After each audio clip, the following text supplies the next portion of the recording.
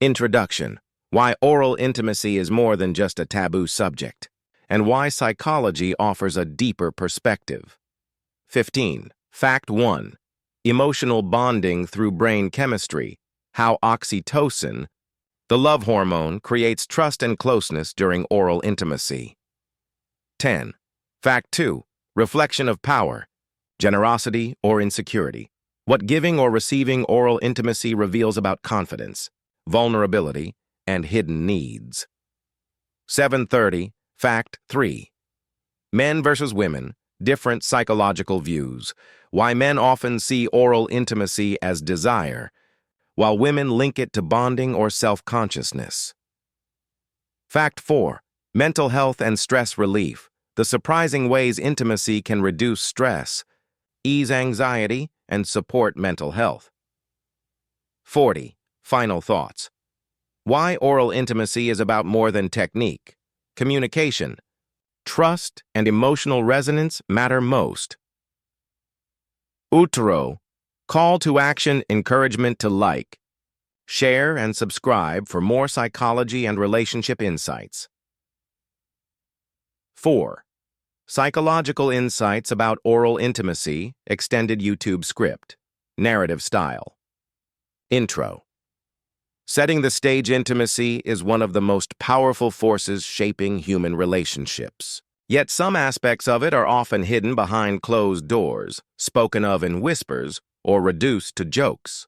Oral intimacy, in particular, falls into this category.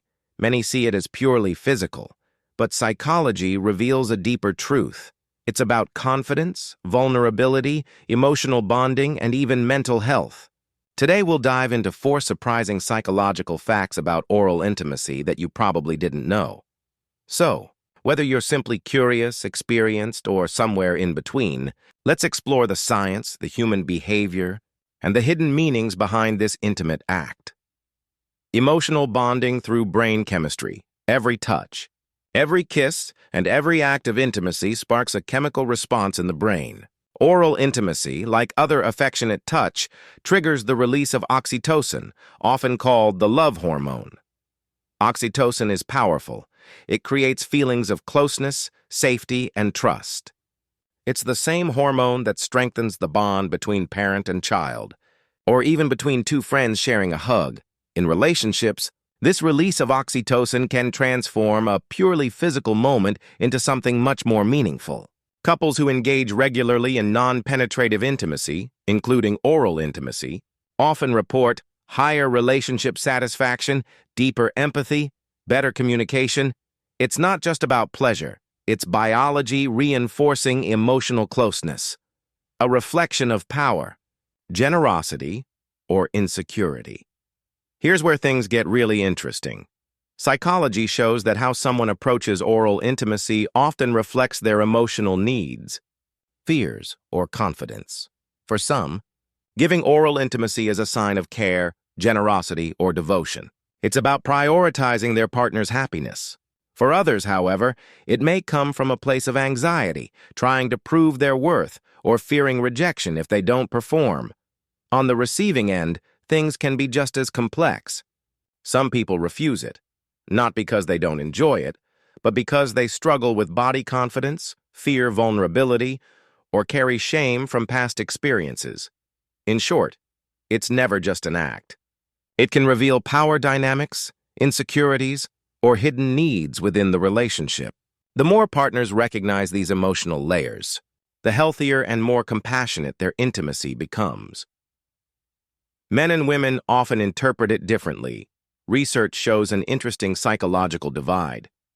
Men are more likely to interpret oral intimacy as a sign of being desired, while women may connect it more with emotional bonding, or sometimes self-consciousness. This difference can create misunderstandings. Imagine a man thinking, "She did this for me because she truly desires me," while his partner may be thinking, "I hope this makes him feel loved." Both are acts of intimacy, but the psychological interpretations differ. Culture, upbringing, religion, and self-image also play major roles. Someone raised in a conservative environment may carry guilt or hesitation, while another raised in a more open environment may view it as natural and affectionate. The takeaway? Open conversation is everything. Without it, mismatched interpretations can lead to confusion or even resentment. A surprising boost to mental health. Here's a fact most people don't know. Oral intimacy may offer short-term mental health benefits. Some studies suggest that certain compounds like dopamine, serotonin, and melatonin present in sexual fluids can temporarily reduce stress, ease anxiety, or improve mood when exchanged between trusted partners. Now, let's be clear. This isn't a replacement for therapy, and it doesn't cure depression. But it does highlight how sexual connection can positively influence mental health. Even beyond chemicals, the very act of intimate connection lowers cortisol, the stress hormone, and boosts feelings of relaxation. Final thought. Beyond technique. So, what does all of this mean? It means oral intimacy isn't just about mechanics or technique. It's about what lies beneath: the trust, the vulnerability, the unspoken emotional language exchanged between partners. When we understand the psychology behind it, we move beyond taboos and jokes. We see it as a part of intimacy that can strengthen relationships, deepen emotional connection, and even contribute to mental well-being. The more we talk about it openly and without shame, the healthier and more connected our intimate lives become. Outro. Call to action, and this video opened your eyes to the hidden psychology of intimacy. Don't forget to like this video for more psychology. Insight, subscribe for relationship and human behavior content, and share this video with someone who would find it valuable, because intimacy isn't just about the body, it's about the mind, the heart, and the invisible threads that hold relationships together. It strengthens emotional closeness through brain chemistry. Oral intimacy, like other forms of affectionate touch, triggers oxytocin, the hormone linked to trust, attachment, and bonding. This chemical release can help partners feel safer and more connected.